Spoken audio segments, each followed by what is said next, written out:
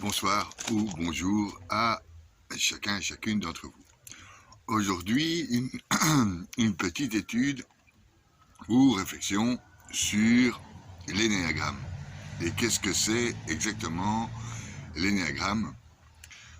L'énéagramme qui n'est pas à confondre avec l'arbre des séphirotes, que du commun nous appelons certaines fois l'arbre de vie, donc celui avec les 10 séphirotes, Keter, Okma, Bina, Géboura, Yesod et tout ça. Donc les 10 attributs divins de l'arbre de vie. Cet arbre de vie qui est le schéma des attributs divins. Cet arbre de vie est situé aussi dans les différents mondes, les 5 mondes, mais se situe, comme son nom l'indique, à l'endroit de la vie, dans le monde qui vient, dans le paradis si on veut, dans les mondes supérieurs, dans les mondes transcendantaux. Donc l'arbre de vie se trouve à l'endroit de la vie. Et cet arbre de vie, nous dit la Kabbale, le Zohar, est une vigne. À la différence de l'arbre de la connaissance du bien et du mal, qui est un figuier. Enfin, donc, ne pas confondre l'arbre des séphirotes et l'énéagramme. Pourquoi? Parce que l'arbre des séphirotes, donc, est dans les cieux, à l'endroit de la vie, et est le représentant des 10 attributs divins. Par contre, l'énéagramme n'est pas représentant vraiment des attributs divins, quoique chacun d'entre nous possède une part divine en lui, ce qu'on appelle l'âme. Il est donc le représentant, l'énéagramme, plutôt des 9 attributs que les mystiques ont attribués à l'homme. Bien que, je le répète, dans cet homme, il y a une partie de divinité, l'âme. Donc, nous pouvons essayer de comprendre l'homme et son fonctionnement grâce à l'arbre de Séphiroth, qui est la vie.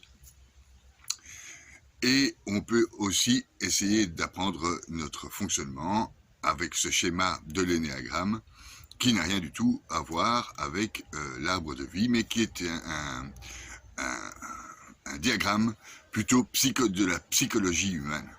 Comment agit l'humain par rapport à lui-même. Donc, on va répéter quand même quelques petites bases. Nous avons un corps, un esprit et une âme. Mais si on va plus loin, nous disent les philosophes, si on va plus loin, on a le nous, le ceci, ce qu'on montre, et ensuite nous avons notre moi intérieur, donc notre pour nous, qui est dépendant de notre esprit, et en final, il y a le en nous, qui est dépendant de l'âme. Donc c'est beaucoup plus complexe, et c'est comme une sorte de jeu de miroir qui s'effectue dans la recherche de notre moi profond. En fait, la recherche de notre connaissance propre, qui est la recherche finalement au plus loin, par effet miroir, la recherche de Dieu, la partie divine en nous, ce qui nous permettra, ce qui nous permet, notre recherche de nous-mêmes, nous permet de rencontrer Dieu, mais aussi de rencontrer notre prochain à travers sa propre âme et son propre esprit. Donc, il existe donc deux diagrammes. Un important qui relève de la Kabbale, c'est l'arbre de vie, les 10 séphirotes.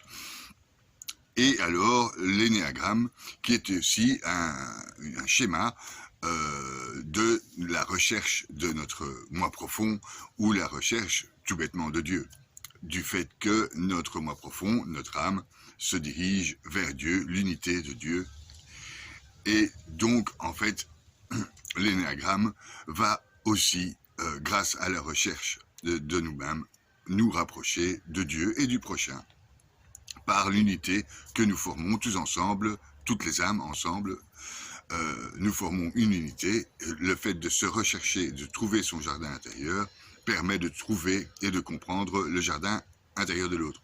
Maintenant, l'énéagramme, il est beaucoup plus psychologique, entre guillemets, tout aussi religieux, mais plutôt axé sur, non pas les attributs divins, mais les attributs purement humains, reliés à la divinité, bien sûr. Donc, l'énéagramme, c'est un cercle avec 9 points. Je vais vous le mettre sur le côté. C'est un cercle avec 9 points. Et ces cercles sont numérotés, donc 1, 2, 3, 4, 5, 6, 7, ces points sont numérotés, 1, 2, 3, 4, 5, 6, 7, 8, 9. Le 9 étant la pointe supérieure.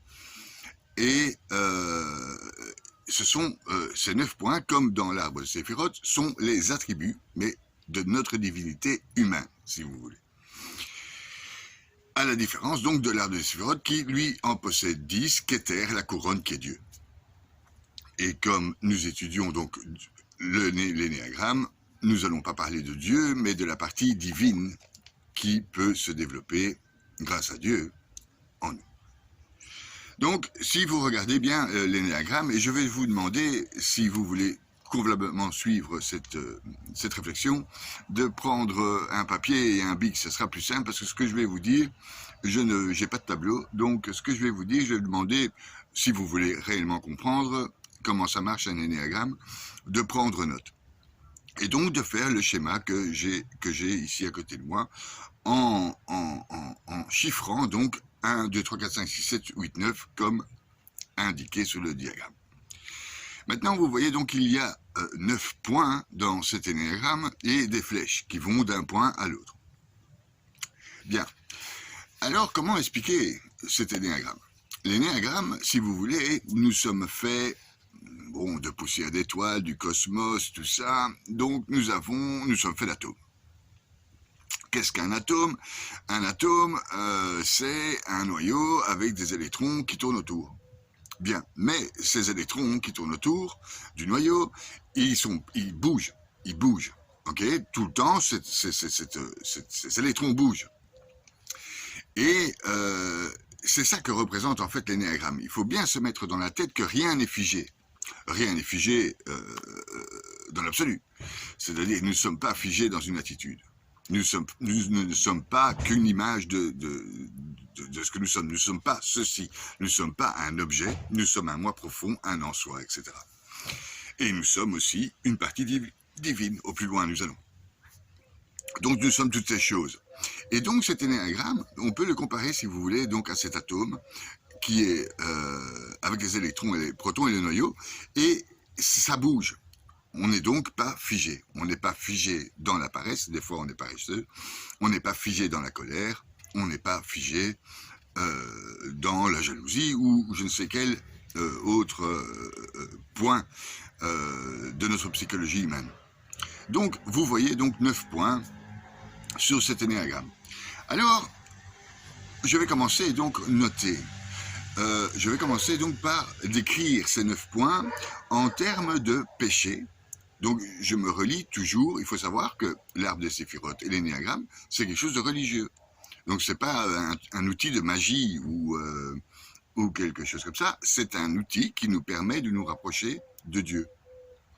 Ok?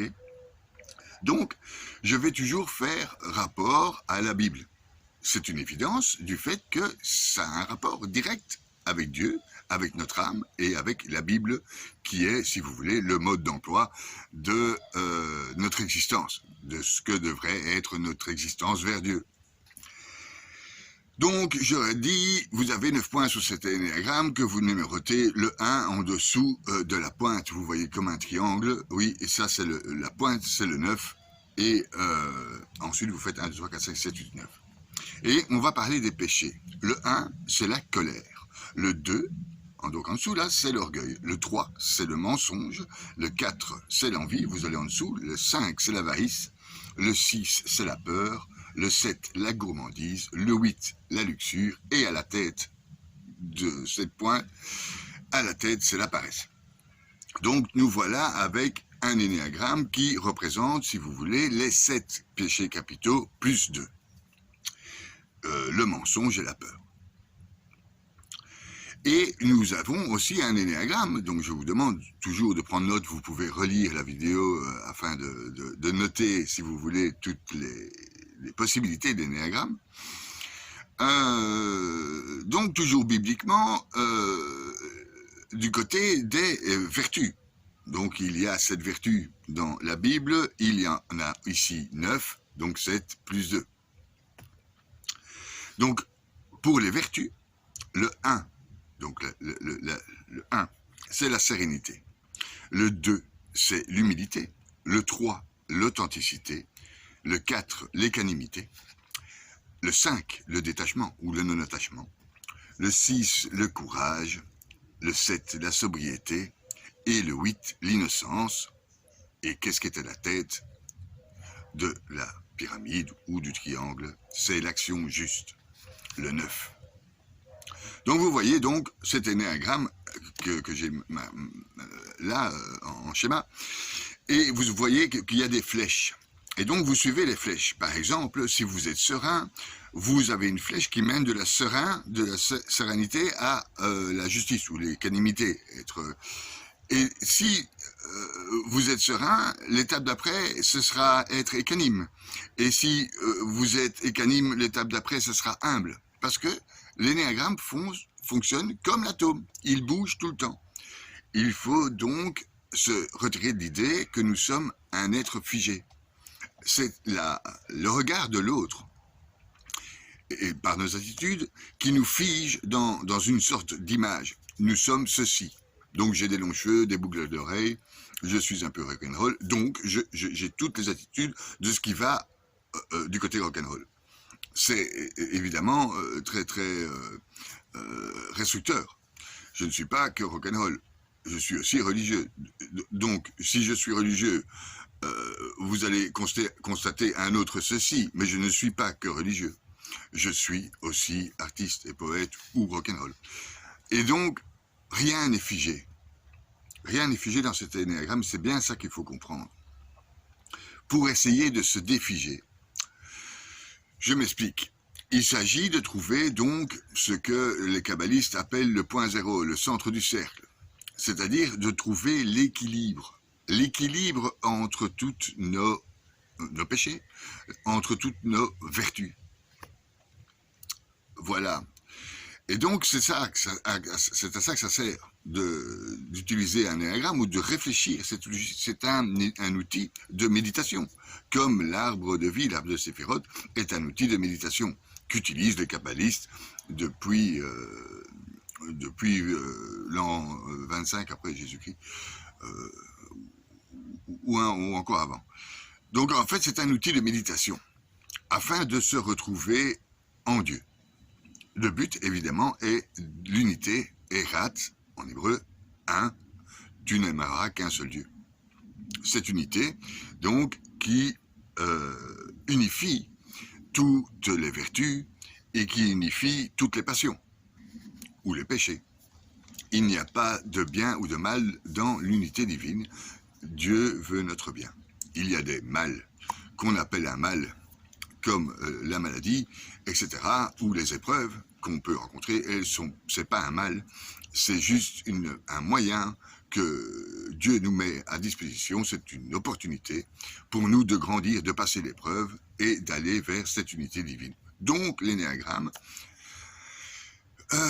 nous permet de nous centrer et de prendre conscience que nous ne sommes pas un être figé comme on veut nous faire le croire, ou comme on veut le faire croire. Nous ne sommes pas figés. Nous sommes un électron, nous sommes un atome avec des électrons. Nous sommes une masse énergétique. On ne peut pas être figé, c'est juste impossible.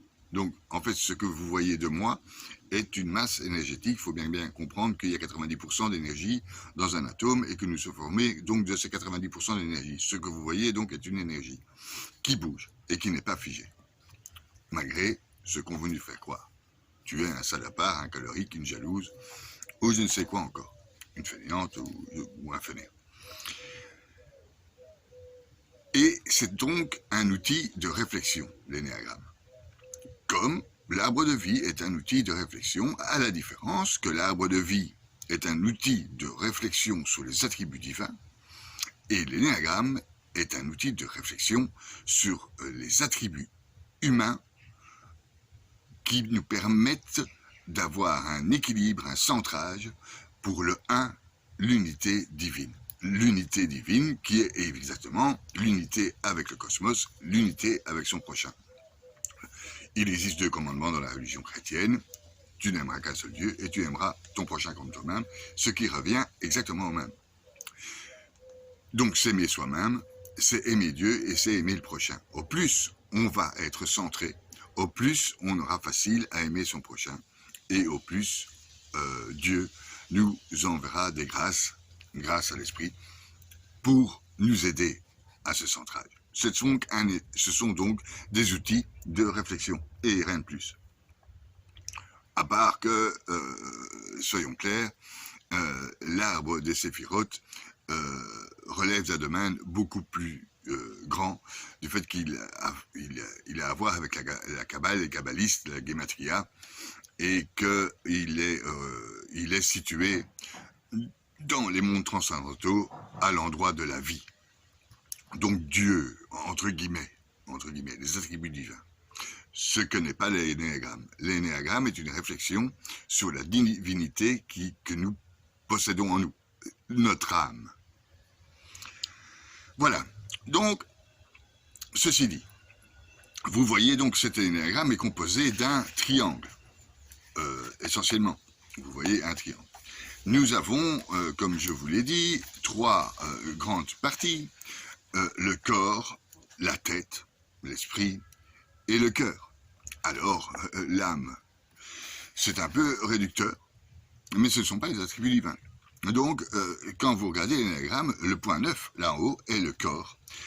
Et si vous allez en bas à votre gauche, c'est la tête, et en bas à votre droite, ce serait le cœur. Donc, cœur et tête, 6 et 3. Hein, donc, la tête en 6 et le cœur en 3. Et en haut, vous avez le corps, la tête. Ça, c'est notre trinité à nous, c'est-à-dire âme, esprit, corps. Bon, jusque-là, tout le monde comprend. Un truc intéressant dans la trinité, que ce soit le Père, le Fils ou le Saint-Esprit, ou le tabouret qui ne tient pas sur 2 pattes, le tabouret qui est obligé d'avoir 3 pattes pour tenir en équilibre, en fait, la trinité représente un équilibre. Ce que certaines religions, pour pas dire toutes les autres, n'ont pas compris. En fait, la Trinité est l'équilibre divin. Et elle est claire pour nous chrétiens, le Père, le Fils et le Saint-Esprit.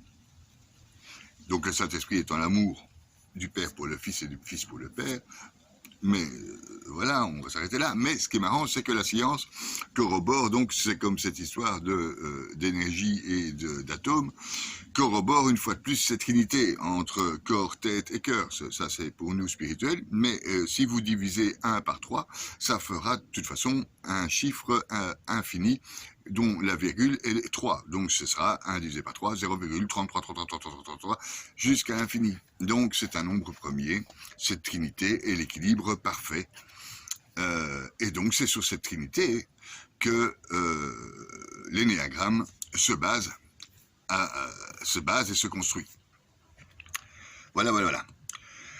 Donc, qui parle trinité, corps, esprit et âme, parle d'office de la Bible. Je fais des capsules pour que vous puissiez ouvrir le plus souvent votre Bible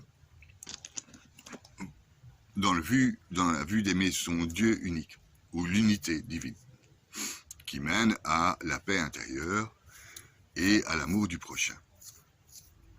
À la paix tout court. Donc j'insiste sur le fait que ces outils sont des outils essentiellement religieux en final. C'est-à-dire que pour l'arbre des séphirotes, il n'y a absolument aucun doute, c'est un outil religieux qui relève de la Kabbale juive. Et l'énéagramme est un outil religieux qui fait appel plutôt à la psychologie. Mais ça a toujours, que ce soit l'arbre de vie ou l'énéagramme, a toujours été basé sur les écrits saints. et la Bible essentiellement. Donc, je vous convie une fois de plus à ouvrir la Bible et de voir en fait quels sont les rapports entre ces attributs humains qui sont représentés par l'énéagramme et le rapport qu'il y a avec certains personnages bibliques. Tous ont les caractéristiques de l'énéagramme, comme nous l'avons tous. Tous, nous avons les caractéristiques de l'arbre de vie. Bien. Mais l'énéagramme est plus clair, dans le sens où il nous fait bouger dans nous-mêmes. Il nous fait bouger de nos qualités à nos défauts et d'une transformation. Quand on parle de l'énéagramme, on parle de transformation intérieure, ce qui n'est pas le cas de l'arbre de vie. L'arbre de vie est un outil de connaissance et l'énéagramme est un outil de transformation. Pour résumer. Donc, je vous convie donc à ouvrir la Bible. Parce que j'ai fait quelques petites études donc, sur cet énéagramme qui m'intriguait. Et donc, notre point 1, nous allons mettre en 1, et prenez note, les perfectionnistes, les conciliants, mais perfectionnistes. Généralement, ce sont le défaut, c'est la colère, et la qualité, s'il y a transformation, donc mouvement des atomes, mouvement de cet énéagramme, ça peut passer de la colère à la sérénité. Ce sont les perfectionnistes. Et qui on retrouve alors dans la Bible comme perfectionnistes? J'en prends chaque fois que deux, parce que c'est impossible. C'est pour vous faire comprendre que cette psychologie est indiquée dans la Bible, si vous voulez. Les perfectionnistes, par exemple, c'est Jean le Baptiste et Paul. Donc Jean le Baptiste, qui est né plus ou moins en même temps que Jésus, et qui a ouvert la voie de Jésus. Il est perfectionniste. Il ne fait pas de cadeaux, il engeance de vipères, etc. C'est lui qui l'a dit.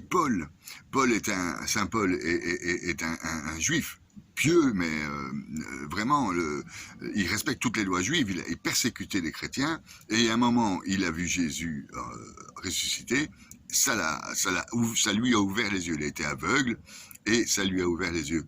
Ce sont les perfectionnistes. Paul est quand même, il a écrit les Actes des Apôtres, etc., et est un des grands écrivains bibliques du Nouveau Testament. Jean le Baptiste est le précurseur de la venue de Jésus. Il annonçait Jésus. Donc, ces deux personnages passent de la colère à la sérénité. Cette transformation que vous pouvez constater grâce à l'énéagramme. Cet énéagramme vous apporte ça.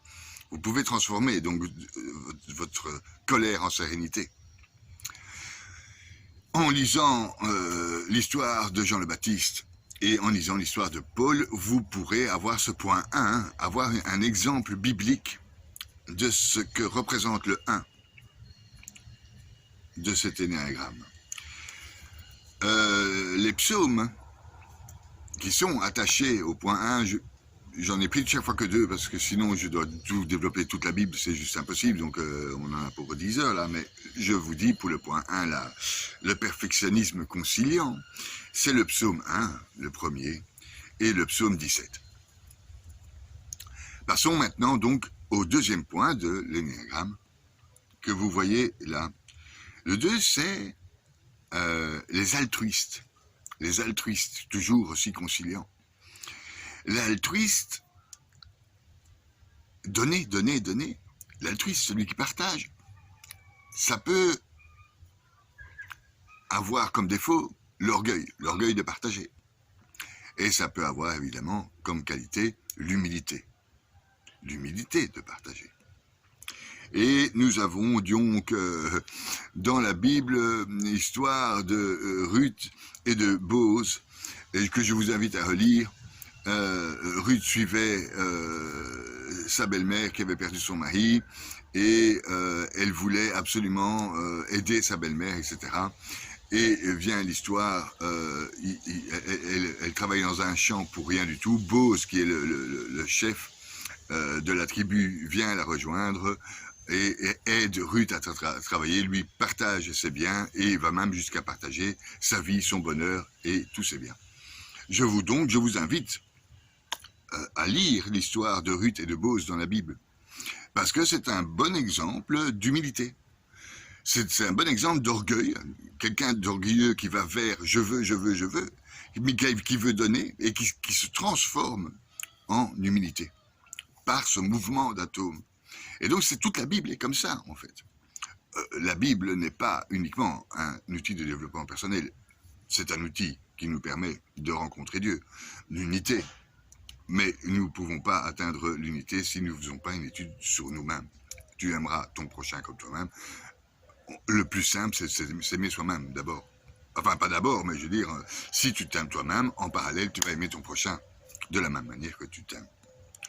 Enfin bon, donc le 2, les altruistes et les psaumes qui représentent ces altruistes, c'est le psaume 66. Et alors en Proverbe 31, je vous invite donc à lire le psaume 66 et le Proverbe 31 et l'histoire de Ruth et de Boz qui représente l'humilité ou l'orgueil. L'orgueil qui se transforme en humilité. Ça va toujours vers un point positif. C'est-à-dire, ça va toujours vers le point zéro, le centre de notre âme, au plus profond, Dieu. Le troisième point, ce sont les battants. Les battants, ils sont assertifs, ils sont battants. Alors, les battants, leur défaut, c'est le mensonge. Leur qualité, l'authenticité. Ce mensonge peut se transformer en authenticité. Bon, je ne ferai pas, d'ailleurs je n'ai pas le droit de faire de remarques sur nos dirigeants, nos rois, qui peuvent des fois, passer du mensonge à l'authenticité, que Dieu nous garde. Et donc, du mensonge à l'authenticité, nous avons Saül, l'histoire de Saül.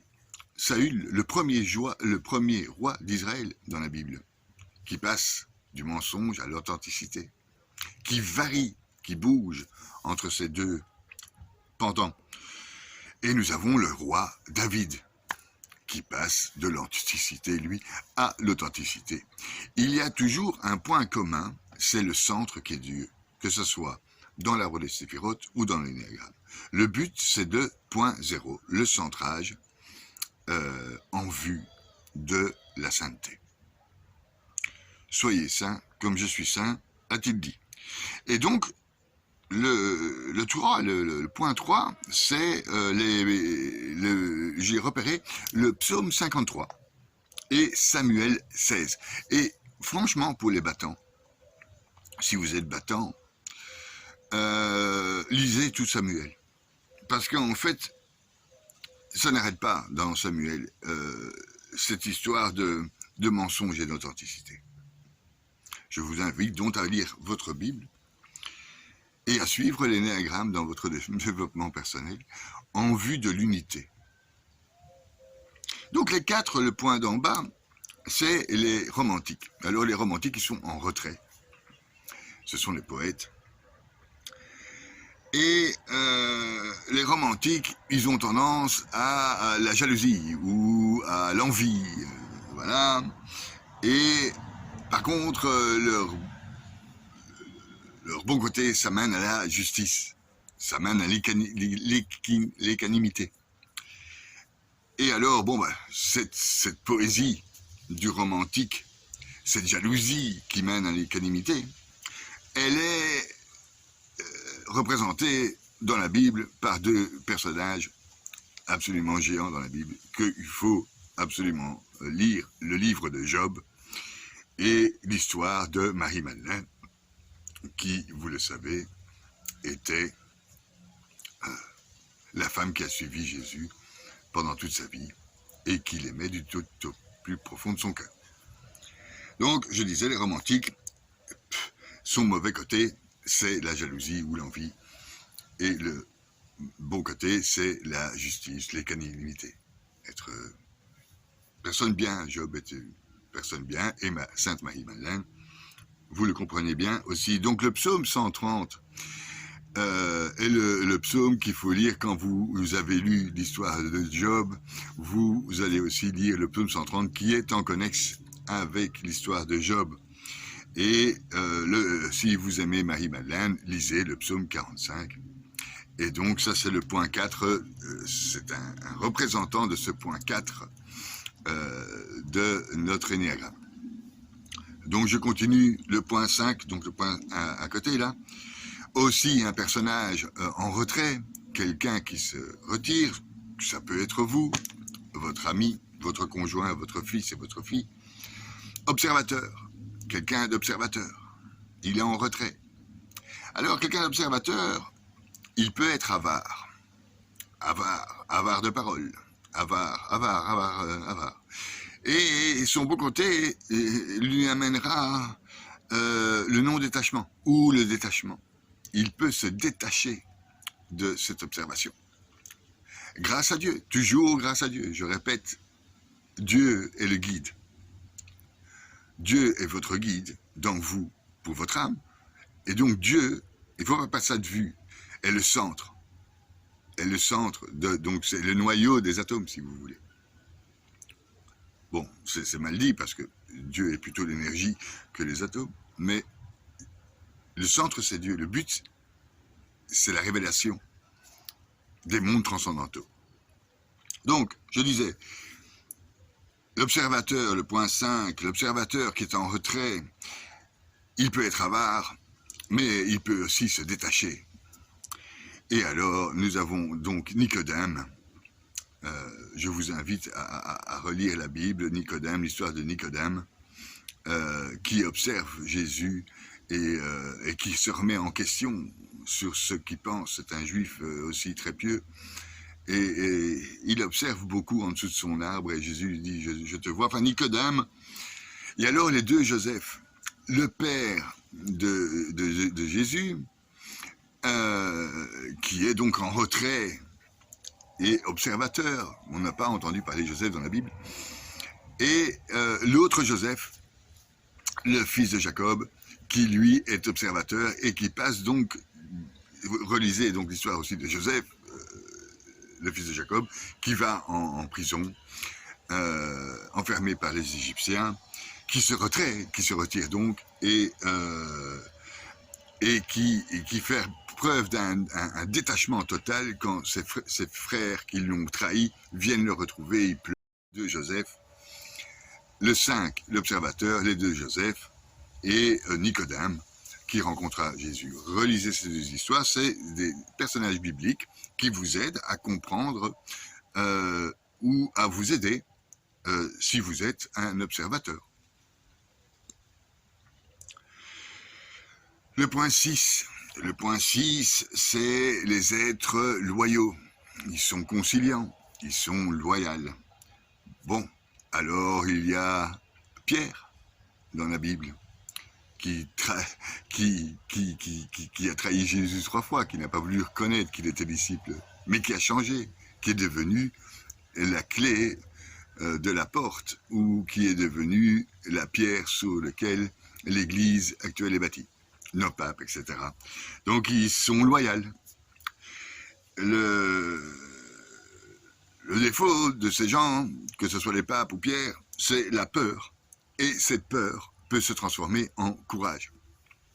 Donc voilà, il y a beaucoup de papes qui se sont tus sur plein de trucs.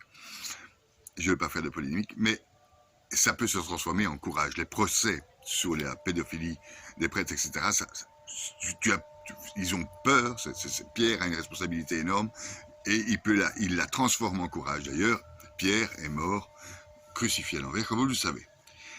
Donc, peur et courage, c'est un peu le pendant des loyaux. Alors, il y a Pierre, évidemment, mais alors histoire aussi de la mère des Maccabées. Je vous invite à relire l'Ancien Testament, l'histoire des Maccabées, où la mère envoie ses fils en guise de sacrifice pour Dieu. Et donc, elle est très, très, très courageuse. Elle a la crainte du Seigneur. Elle est courageuse. Et elle va jusqu'à donner ses fils. Voilà, voilà, voilà, voilà. Je vous invite à relire la Bible. Donc, c'est un outil, non seulement qui permet de vous centrer vers Dieu, comme l'arbre de Séphiroth, et l'outil qui vous permet de vous centrer vers Dieu, c'est évidemment la Bible, que je vous demande instamment d'ouvrir, donc, et que je vous conseille ici avec ma petite explication. Donc, Pierre et les Maccabées, si vous êtes loyaux, ou que vous vous sentez loyal à un moment, parce que vous changez. Donc, le 7, le point juste en dessous, ce sont les passionnés. Ils sont aussi assertifs, c'est des passionnés. Les passionnés, leur problème, c'est la gourmandise. Ils ont tendance à avaler, ils sont passionnés, mais leur bon côté, quand ça tourne, ça peut mener à la sobriété. Ils ont conscience de leur gourmandise et ils deviennent sobres. Ils enlèvent donc les péchés et ils les transforment en vertus. D'ailleurs, le moyen d'augmenter ces vertus, c'est le prochain. Celui qui est en face de vous, qui vous traite de ceci, vous pouvez améliorer vos vertus pour qu'il vous traite de cela. Enfin bon, c'est une aparté. Donc les passionnés, le 7, les passionnés, les assertifs, ils sont très passionnés, ils sont gourmands, mais ils peuvent arriver à une sobriété extrême. Et dans la Bible, il y a Salomon, gourmand, mais d'une sobriété extrême, le temple. Et la Samaritaine qui arrive chez Jésus, et Jésus lui dit donne de l'eau, et elle lui dit bon, pourquoi toi t'es un juif, etc. Elle est passionnée, mais elle arrive à une extrême gourmandise de Dieu. Elle a bu l'eau qui donne la vie, etc., etc. Donc nous avons chez les passionnés et nous avons Salomon et la Samaritaine, par exemple. Alors je vous conseille, pour les passionnés, de lire le chapitre de la sagesse, le chapitre 7 et le chapitre 9. Je vous conseille aussi, les passionnés, de lire l'Ecclésiaste. Dans l'Ecclésiaste, chapitre 3, essentiellement, et le psaume 49. Ça vous donnera, à vous passionnés, cette image intérieure qui vous permet de vous connecter à votre âme et à son centre qui est Dieu. Donc, continuons pour en finir, presque fini. Je vous lâche bientôt. Il y en a déjà qu'on coupé. Ciao les gars. Bon, mais je veux dire, donc on va continuer avec le point 8 de l'énéagramme. Le point 8 de l'énéagramme, c'est toujours des assertifs. C'est le protecteur. Le protecteur. Alors, le protecteur, il peut être dans le luxe, la luxure. Et son bon côté, quand il tourne, il peut arriver à l'innocence. Et en tant que protecteur, dans la Bible, dans le Nouveau Testament, nous avons Marthe. Marthe qui était avec Marie quand Marie écoutait Jésus au pied de Jésus et qui se plaignait à Jésus, Marthe d'une femme de ménage finalement, qui se plaignait que Marie écoutait Jésus et qu'elle faisait le ménage et elle se demandait si elle trouvait ça normal, si Jésus trouvait ça normal. Et Jésus lui a répondu, ne t'inquiète pas. Elle a franchi donc cet espace entre la luxure, de la protection de la maison vers l'innocence. Marthe, c'est une sainte Marthe, est devenue, a fait un chemin vers cette innocence. Je vous invite donc à faire de la Lectio Divina sur le chapitre de la rencontre de Marthe avec Jésus et de faire un lien avec cet aspect protecteur du dogme, etc. Il y a un autre protecteur, c'est la cananéenne, et je vous invite à relire la Bible. Le psaume 35 et le psaume 126, c'est les deux psaumes qui sont les plus représentatifs de cette fameuse protection. Vous avez compris, je fais le tour ici de l'énéagramme et en même temps je fais le tour de la Bible pour vous faire comprendre que la Bible n'est pas seulement une histoire, mais un archétype. Un archétype de l'humanité et un archétype de la divinité. Nous allons donc en finir avec l'énéagramme sur la pointe, la tête. Et dans l'arbre de vie, nous avons Keter. Ici, nous n'avons pas Keter. Parce que Keter, c'est la couronne. Et nous ne sommes pas couronnés, nous ne sommes pas divins, nous sommes des hommes. Et donc, le 9, le point 9, il n'y a pas de point 10. Le point 10 est réservé à Dieu. Le point 10, si vous voulez, de l'énéagramme, c'est son centre, que vous ne voyez pas. Voilà. Donc, vous ne le voyez pas, c'est comme je vous ai dit tout à l'heure, le ceci que je suis n'est pas représentant de mon pour moi, ni de mon en moi, ni de mon âme. Donc, le 9, ce dernier point que nous voyons, le 9, tout au-dessus, là, il est en retrait. Et c'est le médiateur. Et qui il y a comme grand médiateur dans la Bible? Nous avons Abraham. Et alors, l'aveugle de la piscine. Et ça, je vais vous expliquer pourquoi. Parce que le médiateur peut avoir tendance à une sorte d'oisivité, ou de paresse, ou de contemplation. Car, je rappelle donc qu'il s'agit ici toujours de Dieu, le centre. Et donc, cette oisivité bénéfique que nous appelons la prière ou l'oraison est bien décrite par Saint Jean de la Croix dans ses réflexions et ses poésies. Mais le médiateur, donc, celui qui est en tête là, c'est Abraham, qui peut paraître paresseux, mais qui est juste, qui arrive à la justesse. Donc, Abraham, je ne vais pas vous le décrire, je suppose que vous avez quand même ouvert la Bible. L'aveugle de la piscine, dans le Nouveau Testament, n'a pas demandé à Jésus de revoir. Jésus l'a vu parce qu'il était aveugle depuis très longtemps, et l'a guéri. Donc en fait, cet aveugle, au départ, ne faisait rien, il était aveugle. Il ne voyait pas. C'est son côté paresseux. Et il est devenu juste. A-t-il balancé le Christ, etc. Et donc, pour les médiateurs, pour Abraham, je vous propose de lire le psaume 40.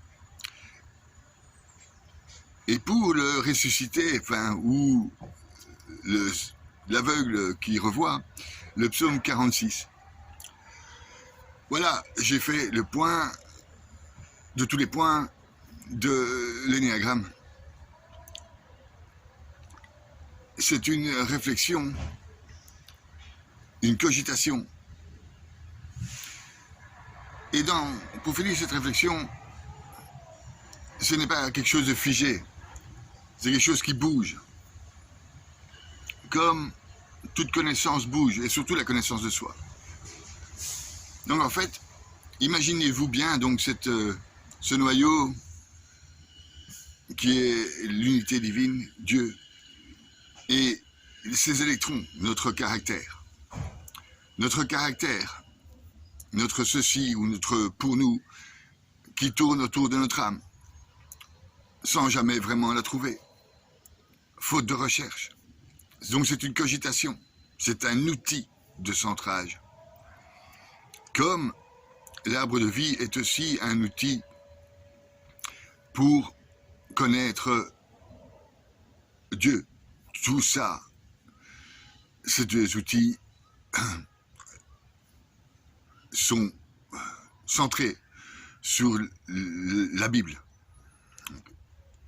J'ai fait cette capsule pour que vous compreniez que dans cette Bible, il y a l'arbre de vie. Il existe en haut. L'arbre de vie est dans le lieu appelé vie. Il a dit Séphiroth. Et nous bénissons cette vie dans les mondes transcendantaux supérieurs. Là, l'énéagramme est un modèle de la psychologie, de ces archétypes indiqués dans la Bible. Abraham, Isaac, Jacob, Ésaü,